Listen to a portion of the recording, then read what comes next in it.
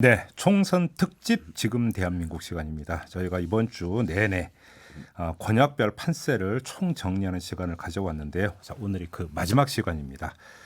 가장 뜨거운 격전지이자 사실은 총선 결과의 키를 쥐고 있는 지역이죠. 서울 지역의 판세를 분석해 보도록 하겠습니다. 두 분과 함께 하는데요. 인사이트 K의 배종찬 연구소장 모셨습니다. 어서 오세요. 안녕하십니까. 그리고 오피니언 라이브의 윤희용 여론분석센터장 모셨습니다. 어서 오세요. 네, 안녕하십니까. 네. 자, 서울에 걸려 있는 의석이 모두 49개. 네. 49개 가운데 지난 20대 4년 전 총선에서 민주당이 35석, 35개죠. 네. 그다음에 지금의 미래통합당이 12석 이렇게 가져간 게 맞는 거죠. 네. 이번에는 어떻게 지금 예상이 되고 있습니까? 지금 이 지역들을 보면 이제 만약에 이렇게 생각하시면 되는 거죠. 보수 정당의 네.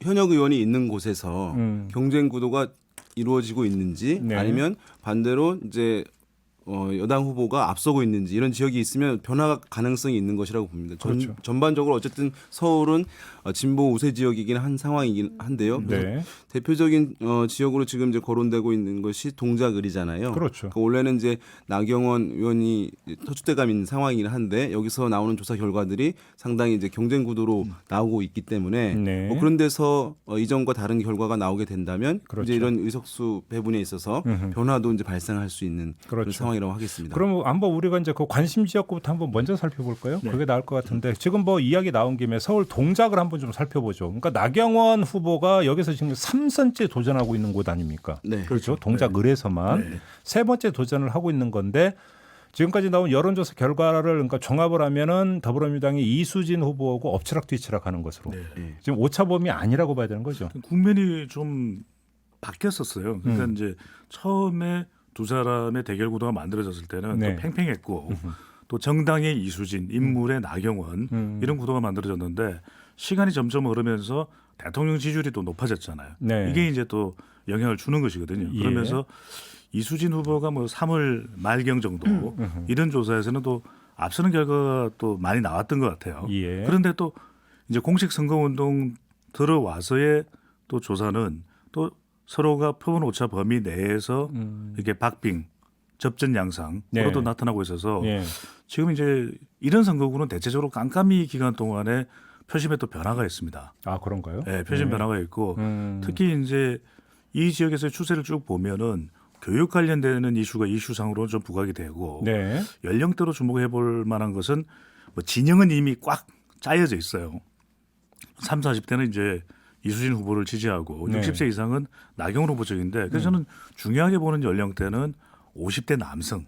왜냐하면 50대 남성은 투표는 해요. 근데 아직까지 조금 유동적인 스윙 보트의 성격을 가지고 있다는 건 좀 눈여겨볼 만할 것 같고 예. 20대의 경우는 여기도 이제 좀 접전 양상인데 예. 근데 20대가 과연 얼마만큼 투표율이 될 건가는 좀 지켜봐야 되겠죠. 그래요.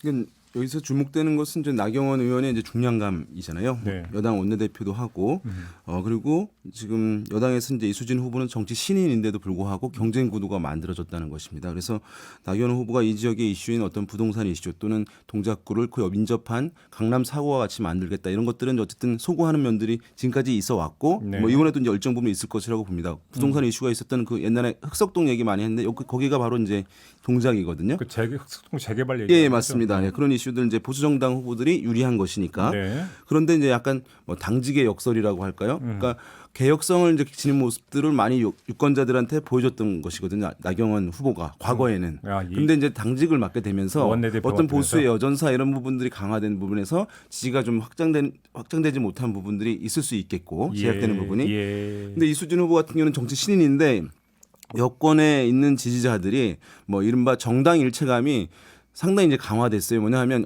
나의 정당이다, 우리 정당이다라고 하는 이것이 정당 일체감이라고 하는 것인데 네. 과거에는 보수 진영에서 이것이 월등히 높았어요. 예. 그래서 보수 정당에서 그 인물이 누구인지 상관없고 그 보수 정당 타이틀만 달고 나오면 지지가 전폭적으로 가는 것인데 지금은 반대로 보수 정당에서는 이것이 상당히 이완되고 네. 지금 민주당 같은 경우에 신인이 와도 누군지 몰라도 그 정당의 지지층의 한 80% 이상이 바로 지지해주는 현상들 때문에 지금 이제 경쟁 구도가 만들어진 것이거든요. 그러니까요. 그런 면에서 봤을 때 이제 주목을 가는 것이긴 한데요. 그래서 그런 면에서 뭐 나경원 후보가 어쨌든 이번에도 다시 근데 이제 이 유용할지. 그 예. 동작 갑이 있고 동작 을이 있는데 네. 동작 갑에 비해서 동작을 같은 경우는 그래도 이전 선거를 보면 그러니까 사실은 그 상대적으로 보수상이 좀 더 그러니까 강했고 그래서 지금 미래통합당 계열의 후보들이 그러니까 계속 그러니까 당선이 되어왔던 곳 아닙니까? 네. 근데 이번에는 근데 좀 약간의 그런 변화가 있다고 봐야 되는 겁니까? 변화가 있죠. 변화가 왜냐하면은 예. 이전에 이 지역에 출마를 했었던 인물들의 면면을 보면 동작 쪽에 중량감 있는 후보들이 나왔었어요. 정몽준 전 의원의 아, 경우에 그렇죠, 그렇죠. 이 지역에 나왔고 나경원 의원도 중구를 거쳐서 이제 동작을의 보궐선거에 네, 출마하면서 맞아요. 맞아요. 상당히 중량감 있게 당 차원의 지지를 받았는데 제가 계속해서 말씀드린 이번 선거를 보면요 개인 영향력이 매우 제한적이에요. 그러니까 지난 총선까지만 하더라도 좀 중량감 있는 후보들은 여유가 있었어요. 다른 지역구에 막 다녔단 말이에요. 네네. 근데 이번에는 미래통합당 후보들이 다른 구를 가서 지원을 할 여유가 없습니다.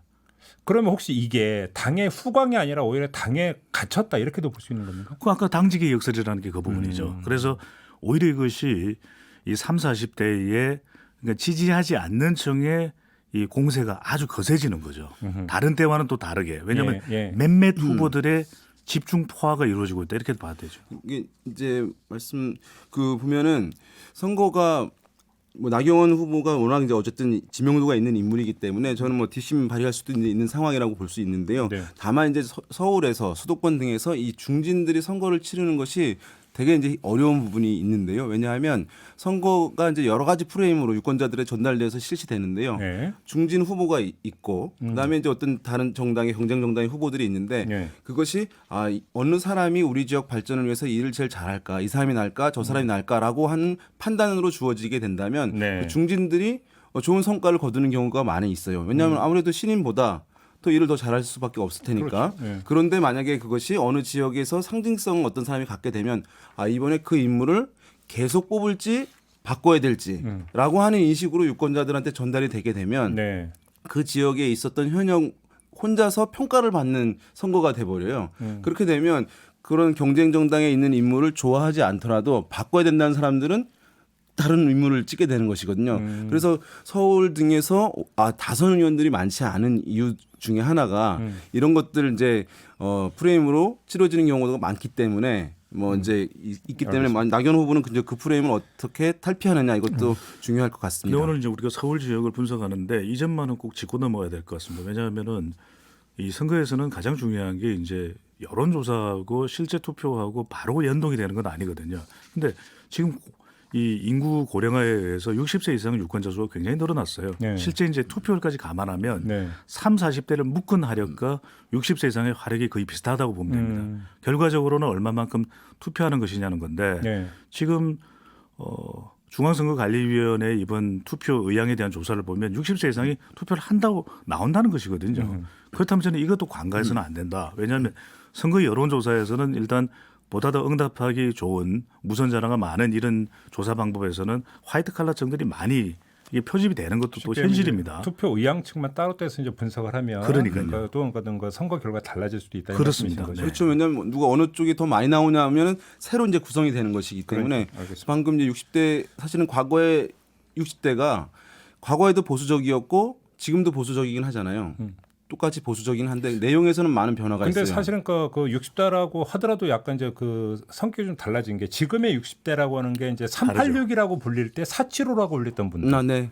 이제 그러니까 전후 세대이고 오히려 그 유신 때 어떤 뭐 대학을 다녔거나 20대를 관통했던 분들 이런 분들이기 때문에 과거보다는 다양성이 있는데요. 그렇죠. 그런데 이제 전체적으로 보수적 경향들은 뭐 저는 비슷하다고 보긴 하는데 이것이 과거에는 나이가 들어감에 따라서 보수화되는 이른바 연령 효과에 의한 보수화였다고 한다면 네. 지금은 이분들이 스마트폰 등으로 예. 적극적인 정보를 습득하고 소비하는 부분들 오호. 또 유튜브나 이런 걸 통해 가지고 서로 보수적 정서를 주변 또래라고 얘기할 수 있는지 모르겠는데 비슷한 연령대에 계신 분들과 강력하게 공유하는 이런 흐름들이 이제 생겨났어요. 그래서 저는 내용에서의 그 보수화 면에서 상당히 주체적이고 적극적인 보수화로 바뀌어 있는 상황이다. 과거와는 다르게 네, 네. 그런 면에서도 이것도 짚고 넘어가면 좋을 것 알겠습니다. 같습니다. 아무튼 두 가지만 좀 말씀을 드리면 그러니까 불과 뭐 한 5년, 10년 전에 선거 유형만 보더라도 굉장히 집단화됐었는데 연령대별로 네. 지금은 연령 내에서도 개별화되는 게 있고 그렇죠. 결정적으로는 방금 전에 김종배 진행자께서 말씀하신 그 부분이 중요한 것이 관련된 조사 결과를 보더라도 우리가 앞으로 이제 진보 보수를 나눌 때 대체적으로 한 5년 전만 하더라도 45세 전후로 나눴었어요. 근데 이 연령대가 10세 가까이 올라갔습니다. 그러니까 55세를 전후로 해서 진보냐 보수냐를 나누기 때문에 연령대가 높아도 이제는 일종 이런 걸 우리가 범람 효과라고 하죠. 스필 오버 이펙트라고 해서 50대 전반이라도 초반이라도 이것이 50대 후반 또는 60대의 성향을 나타낼 수도 있고 또 역으로 아닐 수도 있고 그렇죠. 이런 현상이 나타납니다. 알겠습니다. 아무튼 두 분의 말씀을 그 정리를 하면 동작을 예측 불가 뭐 이렇게 정리를 해야 될 것 같네요. 네. 두 분의 말씀은 그러면 광진을은 어떻습니까? 광진구월도 지금 뭐 치열합니다. 치열한데 역시 여기도 예측 불가입니까? 뭐 예측을 우리가 어느 쪽 손을 뭐 들어줄 수는 없는 근데 노릇이고요. 이렇게 예측 네. 불가로 다 가버리면 너무 싱거워지는데 오늘 이야기가 그렇죠. 네. 아무튼 선거가 그런 겁니다. 싱겁죠. 뭐 개인이 알아서 MSG를 치면 되는 건데. 그러니까 이게 참 재미난 게 광진을 같은 경우는 사실은 추미애 현 법무장관이 오랫동안 어떤 이 털을 잡았던 지역구인데 네. 또 오세훈 미래통합당 후보는 일찌감치 여기로 이제 가서 이제 밑바닥을 또 다져왔던 사람이고 1년 가까이. 네. 고민정 후보 같은 경우는 말 그대로 청와대 대변인을 그만두자마자 이제 갔던 말 그대로 그 정치 신일 뿐만 아니라 또 그 지역에서 또 생경한 사람이고 네.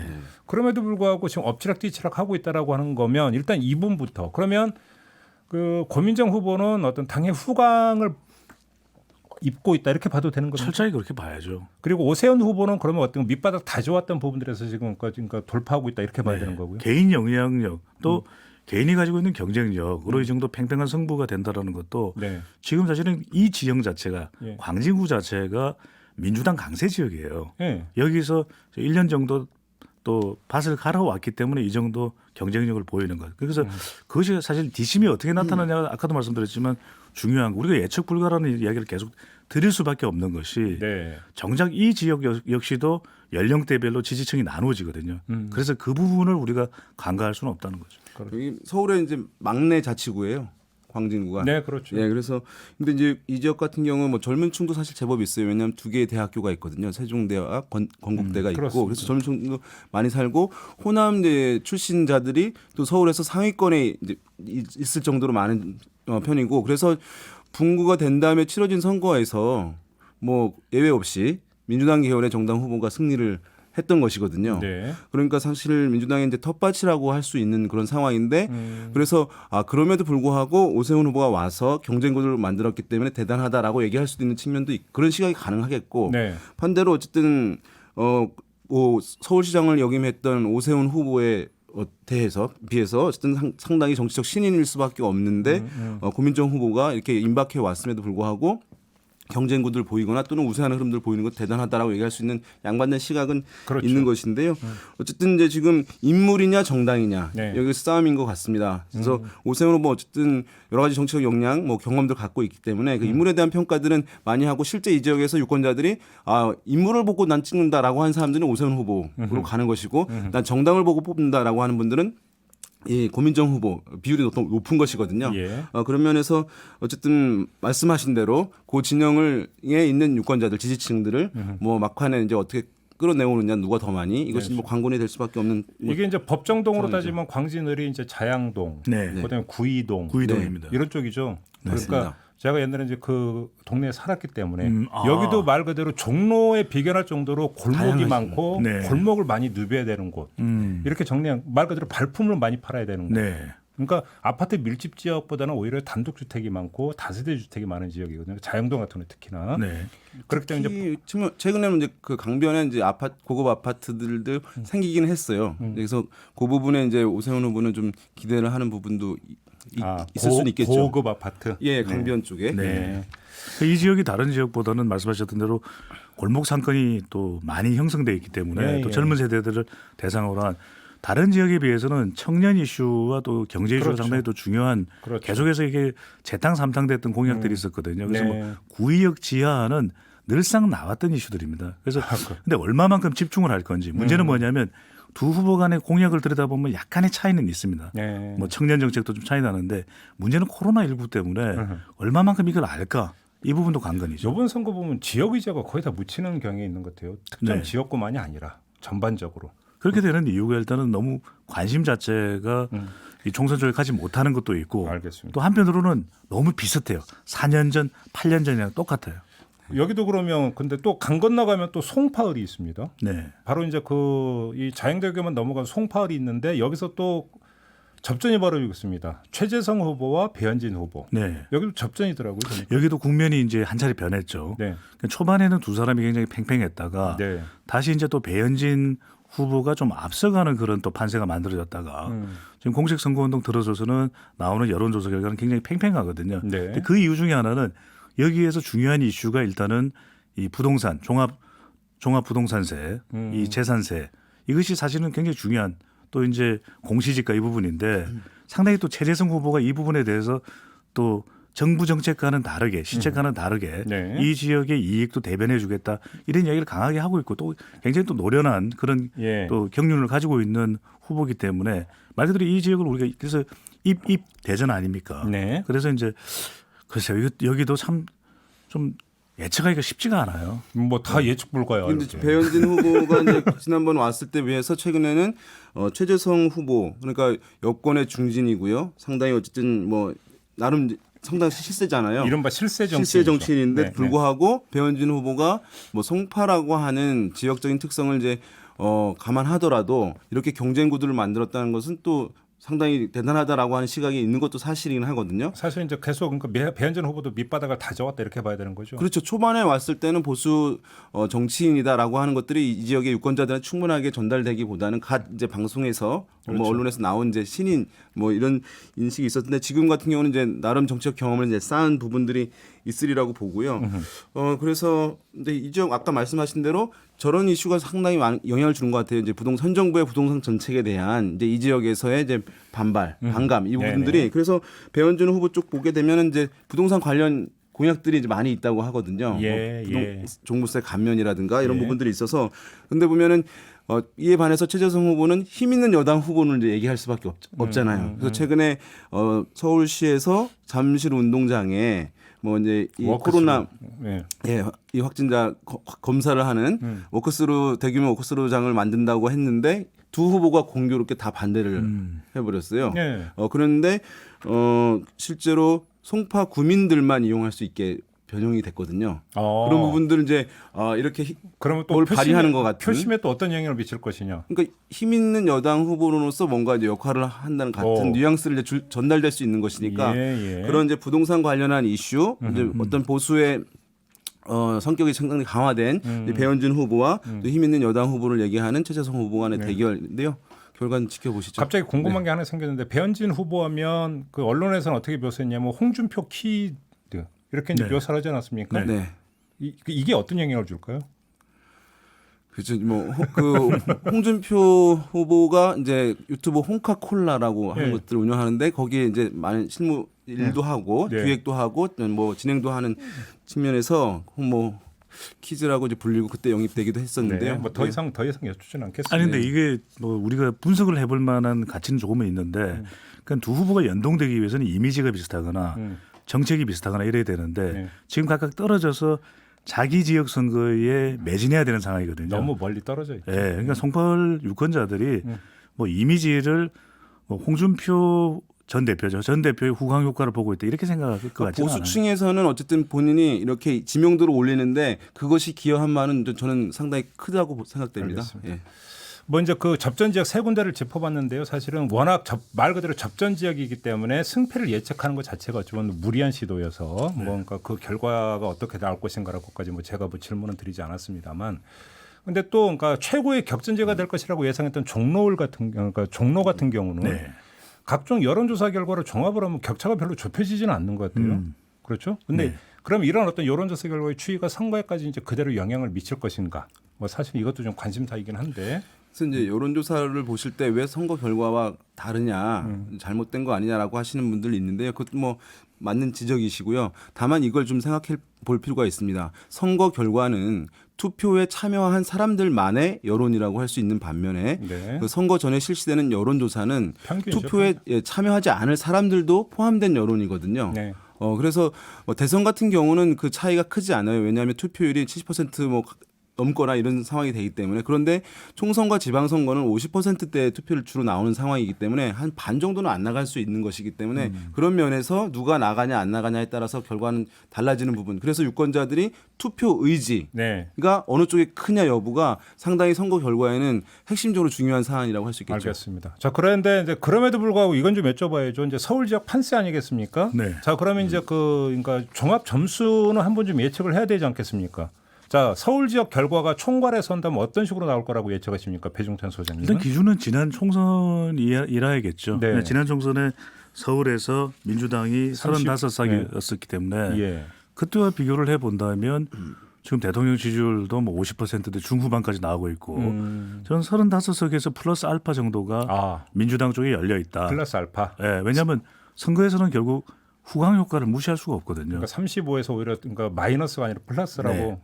그러니까 이렇게 전망을 하시는 거고. 그리고 이제 하나 변수는 부동산 문제는 강남 지역을 중심으로 해서는 열세가 될 수 있는 변수다라고 생각이 듭니다. 윤영 센터장 어떻게 네, 전망하십니까? 저도 작년에 이제 지난번에 국민의당에서 2석을 가져갔거든요. 네. 그러니까 그런 부분도 있고 지금 야당에서 얘기하고 있는 정권 심판론이 TK 지역 등 영남에서는 일정 부분 그것이 먹히고 네. 물론 TK 지역에서는 활활 타오르는 부분이 있는 것으로 보이는데 네. 이것이 서울 등 수도권에서는 야당의 정권 심판론이 뭐 꽁꽁 얼어붙어 있다고 할까요? 그것이 이제 부각이 전혀 안 되고 있는 그런 상황이고 예. 수도권에서 있는 상황에서 최근에 이제 어떤 후보들의 막말 논란 이것도 야. 이슈에 민감한 이제 서울 유권자들한테는 영향을 줄 수 있거든요. 그렇죠. 그런 면에서 봤을 때 지난번 총선에서 나타났던 뭐 서울에서의 어떤 민주당의 우세 이런 흐름들은 이번에도 이어질 수밖에 없지 않을까라는 그러면 생각 듭니다. 윤희용 센터장도 배종찬 소장과 함께 35 플러스 알파 뭐 이렇게 지금 전망하시는 너무 겁니까? 자세한 거는 아니, 판세 정리를 해주셔야 될 거 아니에요. 일단 데이터 전문가들에게 그렇죠. 네. 아무튼 마이너스는 없을 것이다라고 보시는 거고요. 그렇죠. 누가 이기느냐 물어보시는 게 제일 잔인한 질문인데 네. 근데 우리 지금 또 중앙선거 여론조사 심의위원회도 예측 조사를 한 거는 발표를 못 하게 돼 있어요. 분석을 한. 아, 근데 바로 맞받아치시네. 이거 이제 네. 이 선거 결과를 좀 예측해서 말씀드리려면 투표율을 투표를 예측하는 방법이 있습니다. 예. 그 방법은 제가 다음에 뭘 다음에 지금 다 끝나가는데 지금 그럼 이것만 6101님이 네. 이번에 투표율 예상은 55% 이하일 것 같아요. 젊은 층이 안 할 것으로 보입니다라고 전망해 주셨는데 어떻게 보세요? 그러니까 지금 20대 정치 외면 현상이 크기 때문에 아마 20대에서 투표율은 떨어질 것 같아요. 지난번에는 30대보다 더 많이 투표를 했었거든요. 네. 그런 흐름이 있는데 지금 투표율이 낮아질 거라고 하는 것이 이제 합리적 전망이긴 합니다. 코로나19로. 그러나 이 코로나19가 정치 의식을 높이는 측면이 있어서 네. 누가 담당하냐에 따라서 우리의 생명과 안전을 좌우하기 때문에 네. 그러면서 투표율이 많이 떨어지지 않을 거라는 이제 반론적 시각도 지금 이제 존재하는 상황입니다. 알겠습니다. 뭐 일반적으로는 이번에 투표율이 떨어질 거라는 게 이제 일반적인 전망이었는데 선관위 의뢰 조사 보면 오히려 이제 투표하게 그렇죠. 따르는 예. 응답률이 예상보다 높게 나왔기 때문에 네. 말 그대로 이 투표율도 뚜껑을 열어봐야 하는 이런 문제고요. 지금 사전 투표가 진행이 되고 있는데 네. 저번 어떤 사전 투표보다도 오히려 그러니까 그 사전 투표율이 높다라고 하는 이런 이야기 물론 아직은 너무 이제 빠르긴 합니다만 네. 그런 이야기도 전해지고 있습니다. 자, 이렇게 마무리하도록 하겠습니다. 배종찬 소장, 윤희용 센터장 두 분과 함께했습니다. 고맙습니다. 감사합니다. 이슈의 핵심을 꿰뚫는 예리한 시선, 믿고 듣는 진품 시사 김종배 시선 집중.